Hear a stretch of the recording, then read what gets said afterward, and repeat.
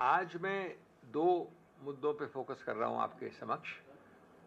एक तो है चुनाव आयोग का जो रवैया रहा है विरोध का, झिझक का, विलंब का और रेजिस्टेंस करने का हर कदम पे बिहार की एसआईआर एक्सरसाइज के विषय में।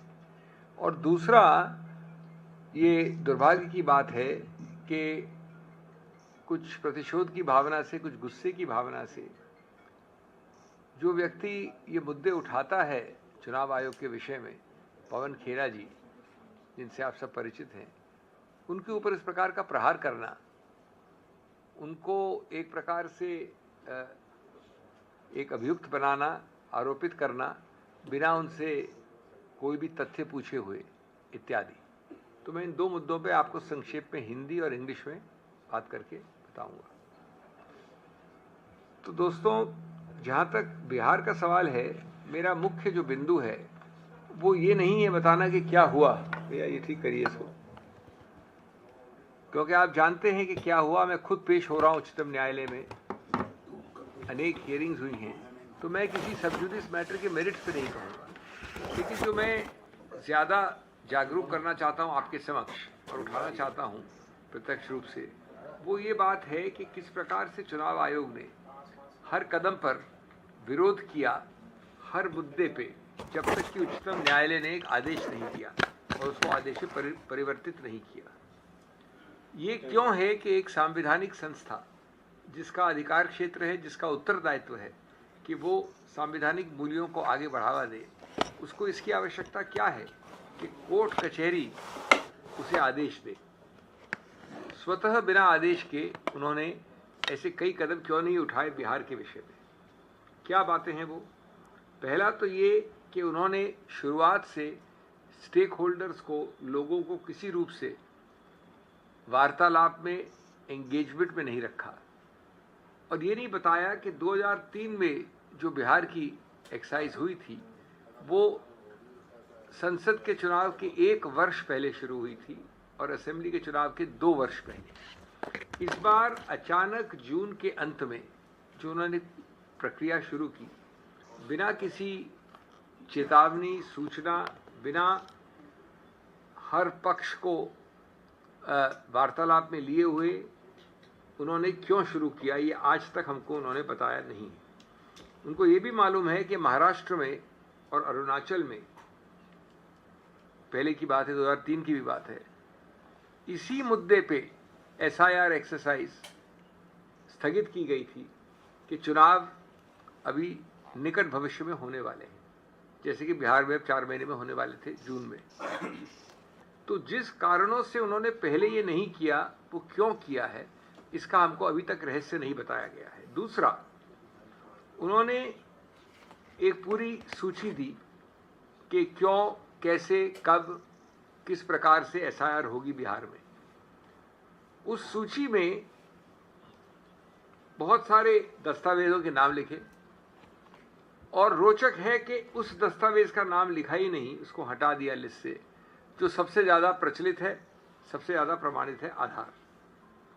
ये भी एक बहुत ही रहस्यमय बात है। जल्दबाजी में जो जनगणना होगी, लोकतंत्र की नींव उससे कमज़ोर होगी, इस बात का ध्यान नहीं रखा।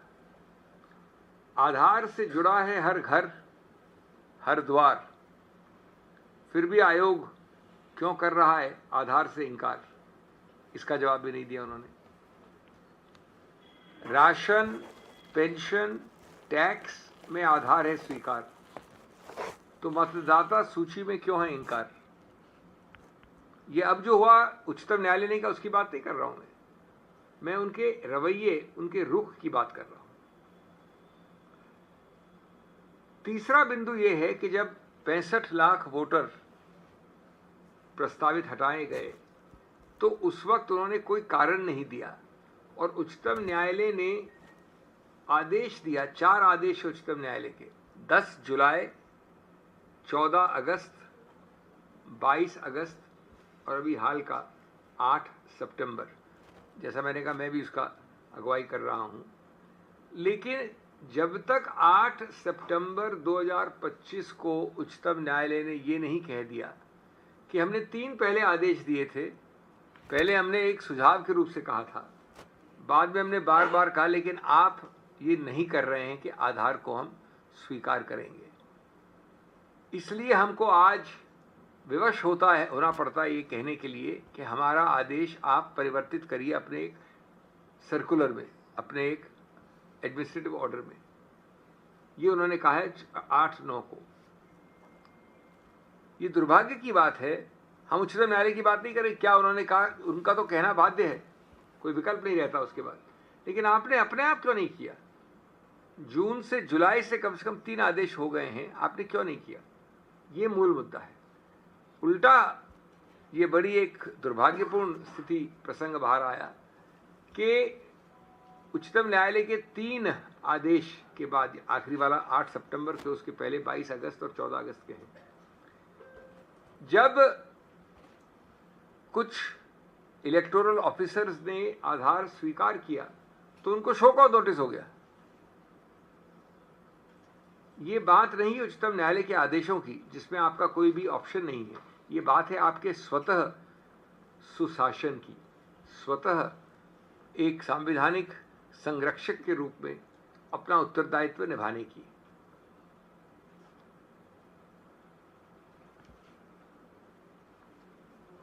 मैं आपको अब एक दूसरे बिंदु पे ले जाना चाहता हूं जो अत्यंत दुर्भाग्यपूर्ण है और उसमें एक और भी ज्यादा दुर्भाग्यपूर्ण प्रतिशोध की भावना, गुस्से की भावना आती है जो किसी भी संवैधानिक संस्था को शोभा नहीं देती। ये मुद्दा है श्री पवन खेड़ा के विषय में और उनकी पत्नी मिस नीलिमा कोटा के विषय में। मैं आपको 2-4 तथ्य दे दूं, फिर मैं बताऊंगा आपको। 2 सितंबर को नई दिल्ली के डिस्ट्रिक्ट जो इलेक्शन ऑफिस है ईसी का, उन्होंने एक शो कॉज दिया है, कारण बताओ नोटिस, पवन खेड़ा जी को, जो आप सब जानते हैं। और ये जो दस्तावेज उन्होंने प्रकाशित कर दिया आप लोगों के जरिए हर अखबार में, उसमें उनके सब पर्सनल डिटेल्स डाल दिए, पवन खेड़ा जी के और कुछ समय बाद उनकी पत्नी के।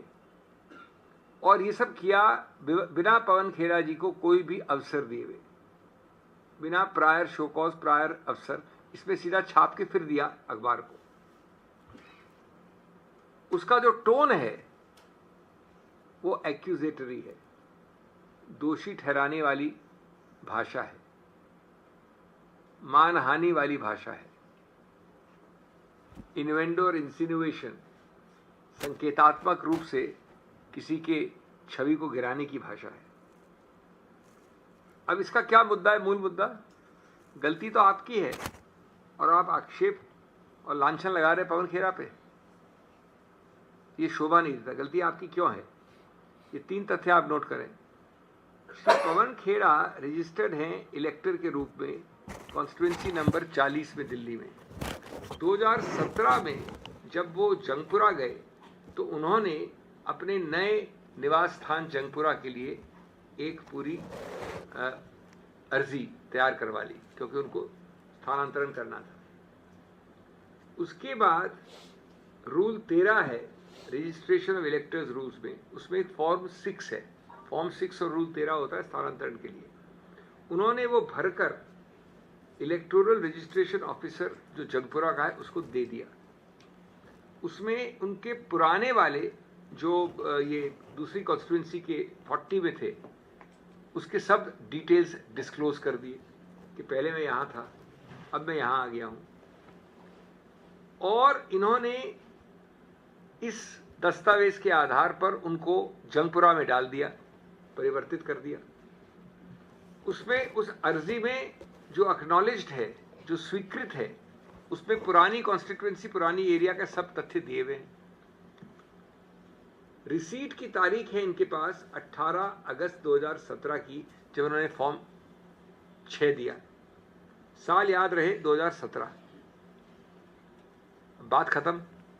2017 से आज कितने साल हो गए? 8 साल हो गए। अभी 1 साल में 6 महीने में पवन खेड़ा जी कुछ ज़्यादा मौखिक हो गए हैं। क्यों हो गए मौखिक? उनका काम ये है वो एक प्रवक्ता हैं, वो कम्युनिकेशन डिपार्टमेंट एक राजनीतिक पार्टी का उसमें सक्रिय हैं। वो अगर वो जनहित के मुद्दे नहीं उठाएंगे इस पोडियम से, जैसे हम लोग सब उठाते हैं, तो उनका क्या काम है? उन्होंने उठाया बिहार पे, उन्होंने उठाया चुनाव आयोग पे, उन्होंने उठाया महाराष्ट्र पे, उन्होंने उठाया और कई मुद्दे जो हम चुनाव आयोग के विषय में उठा रहे हैं। आप गलत सही पे नहीं जाइए, आप उसको अस्वीकार करें, उनसे नहीं माने, उनसे सहमति नहीं, उसकी बात नहीं हो रही है। जब ये मुद्दे उठाते हैं 3 महीने से, तो जो 8 साल पुरानी कहानी है, जिसका एक्नॉलेजमेंट स्वीकृति की तारीख है 18 अगस्त 2017, उस स्वीकृति को आप भूल जाते हैं, जिस स्वीकृति के अंतर्गत आपने यहां से यहां मुझे स्थानांतरण कर दिया था, और आप उनको ये कारण बताओ नोटिस देते हैं। उनको और उनकी पत्नी को नेम एंड शेम करने का प्रयत्न करते हैं।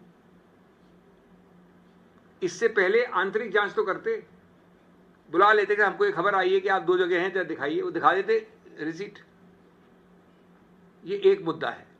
दूसरा मुद्दा है कि अगर मैं रिसीट देता हूं आपको, मैं इस महिला को रिसीट देता हूं कि मेरे को यहां से वहां जाना है, दूसरा अर्जी इस आदमी को देता हूं कि मैं यहां आ गया हूं, वो मुझे वहां डाल देता है परिवर्तित जंगपुरा में, तो ये जो विलंब है 8 साल का, ये जो एक्शन लेने का, कि आपने अपने रिकॉर्ड उस स्वीकृत एक्नॉलेजमेंट के अंतर्गत नहीं बदले, वो किसकी गलती है? पवन खेरा की गलती है। क्या पवन खेरा आपके ऑफिस में बैठ के उसको चेंज करेंगे रिकॉर्ड को? अपने विलंब को 8 वर्ष के आपने डिग आउट किया, खोदा। क्यों?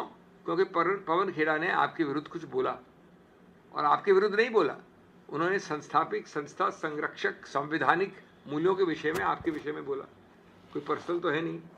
तो आपने इसको एक गड़े मुर्दे को निकाल कर बिना कागजों को देखे हुए उन पे आक्षेप लगाने शुरू कर दिए। देखिए, ये मैं अपेक्षा कर सकता हूं राजनीतिक पार्टी से, होनी नहीं चाहिए वहां भी, लेकिन मैं समझ सकता हूं वहां भी जस्टिफाइड नहीं है कि प्रतिशोध की भावना, गुस्से की भावना से अपने राजनीतिक प्रतिद्वंदी पर आक्रमण करें, लेकिन ये किसी संवैधानिक संस्था से तो शोभा नहीं देता, और कम से कम आंतरिक जांच तो कर ली होती। इसलिए मैंने कहा कि जिसने 7 साल पहले सच्चाई बता दी थी, आज उसी को कटघरे में खड़ा कर लिया, ये न्याय है या राजनीति की करतूत है? और राजनीति की करतूत कम से कम संविधान के चुनाव आयोग को शोभा नहीं दे सकती, किसी और को दे या न दे। जिसे खुद अपनी लापरवाही पर शर्म या लज्जा आनी चाहिए थी, वो दूसरे पे उंगली उठा रहा है।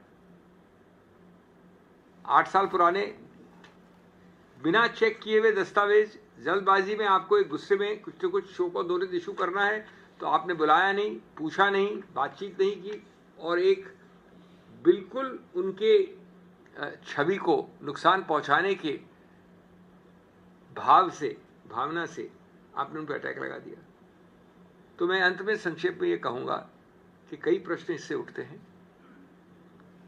बहुत विनम्रता से मैं कहूंगा कि चुनाव आयोग को इन प्रश्नों पर ध्यान देना चाहिए।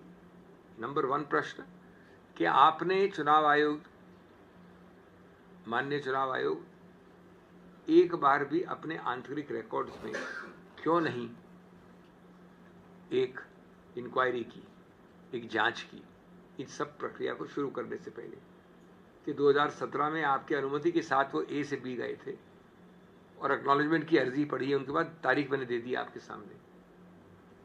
नंबर 2 कि अगर ये है दस्तावेज रिकॉर्ड में जो होने चाहिए, तो किसने अनुमति दी, किस स्तर पे अनुमति दी, किस हाई लेवल पे अनुमति दी कि ये कारण बताओ नोटिस बिना किसी जांच के इशू कर दो भाई। क्यों? क्योंकि वो किसी एक राजनीतिक प्रतिद्वंदी पार्टी का एक मेंबर है, वो हमको तंग कर रहा है, वो हमसे प्रश्न पूछ रहा है, गणतंत्र में वो एक मुख्य धारा की पार्टी की तरफ से गणतांत्रिक प्रश्न पूछ रहा है, इसलिए उसको शो कॉज इशू कर दो। और 8 साल बाद सबसे बड़ा इशू होता है टाइमिंग का। महाराष्ट्र तो कुछ पुराना हो गया, बिहार 3 महीने से चल रहा है, जोर पकड़ा हुआ है, तीव्रता पकड़ा हुआ है, इंटेंसिटी पकड़ा हुआ है, और आपकी टाइमिंग भी तभी है 8 साल बाद। जहां तक मुझे याद है, कुंभकर्ण भी 6 महीने में उठ गया था। हम तो 8 साल की बात कर रहे हैं, अचानक आप दहाड़ रहे हैं 8 साल बाद। ये चौकसी नहीं है, ये प्रतिशोध है, और उस नियम कानून का चोला पहनाया जा रहा है उसे। Friends, very briefly in English,